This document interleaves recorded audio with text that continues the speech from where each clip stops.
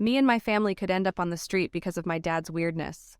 In all my life, I don't remember a single time when my father refused me anything or didn't buy me something. When I was a kid, he would buy me any toy I wanted. When I grew up, I had higher demands: phones, clothes, trips abroad. And now, I'm 25 years old and I can say that I have everything. It is a great merit of my father. He worked all his life for the good of the family, and not only.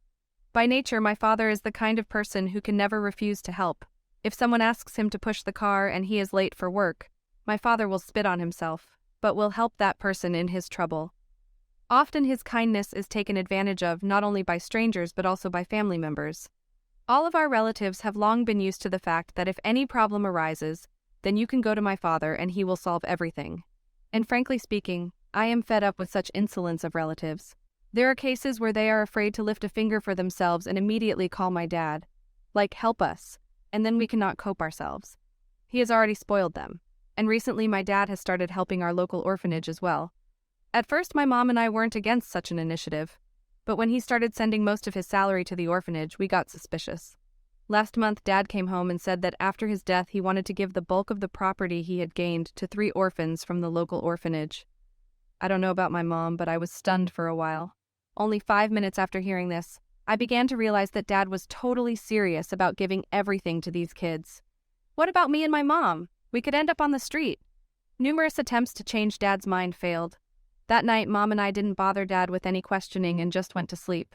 When Dad fell asleep, we gathered in the kitchen for our little family council and discussed a strategy to persuade Dad from this silly idea of giving everything to the orphanage. Our morning began with a hot cup of coffee and the advancement of my mother and I's plan. First, Mom tried to talk my father out of it. She used all the feminine tricks she knew: an evening candlelight dinner, various massages, and a bubble bath. Mom herself even offered her father to go with his friends on a fishing trip for a couple of days, even though she just can't stand it. But all her attempts proved futile. Dad still wanted to sign everything over to other people's children. After Mom's defeat, my tricks came into play. I started to pity her. I said, "What about me? I'm your only daughter and you'll leave me without an inheritance? And what if your heir is born soon? Then he would have nowhere to live at all." To all my words, my father firmly struck out. "I've been helping you all my life, handing everything to you on a platter, and these kids have no one. They are all alone in this world and no one will think of them. I just have to help them. Besides, I'm not going to die yet, and by the time that happens, I'm sure you'll be married. And then your husband will have to take care of you. And I promise my mother that I will buy a small apartment, and she will not be left without money." After these words, I no longer knew what to do. But suddenly my mother had a new plan, which she told me about in the evening. A new plan to change my father's mind. My mom suggested that we could just pack up and leave my dad for show, to say that if he didn't change his mind, we weren't coming back. Mom's idea seemed promising to me, and the next day we had already begun to put it into practice. Dad, coming home from work, found us at the door with a huge number of bags. He immediately asked where we were going. Mom and I, with hurt faces, stated our terms of leaving and returning. Then we just slammed the door and left. Dad called Mom the next day and asked her to come back. Mom immediately asked if he would back out of his plan. But Dad said we would never be able to change his mind, no matter what conditions we put on him. My mother and I had to stay in a hotel for a couple more days and then return home, since all of our cash reserves had come to naught. But on the way home, we decided to stop at one more place, a suspicious resemblance. We were already standing at the door of the director of the orphanage. An elderly woman greeted us friendly and invited us into her office.